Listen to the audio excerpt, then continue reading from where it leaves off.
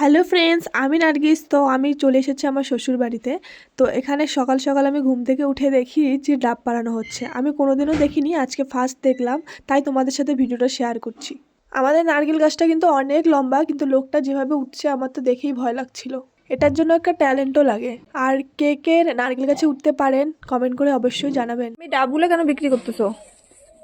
ডাব বিক্রি করা নারকেলের থেকে অনেক লাভ বেশি। তাই? কারণ নারকেল তো বছরে একবার হয়, আর ডাব তো মাসে 2-3 মাস পরেই ডাব বিক্রি করা যায়, মানে বারবার হয়। লাভটা বেশি ডাবে। ডাবে কি টাকা বেশি?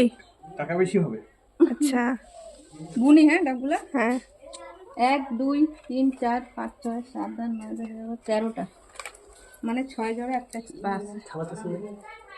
একটা দাদু ভাই খাবে বলে, তোমরাও খাবা? হ্যাঁ, তাহলে আমরা একটা নাও, ভালো চেয়ে একটা দাও।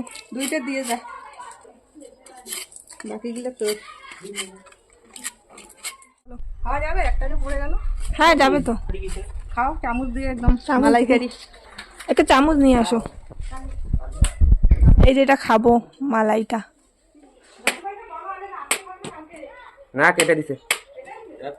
এই তো আঙ্কেলটা ডাব কেটে দিচ্ছে, একদম ফ্রেশ ফ্রেশ জল ডাবের। ওহ, অসাধারণ! আর মালাইটার কথা কি বলবো, একদম অপূর্ব টেস্ট। এই তো দেখুন আঙ্কেলের গাড়িটা একদম ডাব দিয়ে ভর্তি। আমার তো মনে হচ্ছে আমি সব বাড়িতে রেখে দিয়ে রোজ একটা করে খাই। আমার এত ডাব পছন্দ কি আর বলবো, রাস্তায় দেখলেই আমি কিনে খেয়ে নিই। আপনাদের কাদের কাদের ডাব পছন্দ প্লিজ কমেন্ট করে জানাবেন। আজকে আমার ছোট্ট ব্লগটা এখানেই শেষ করলাম। Tata bye.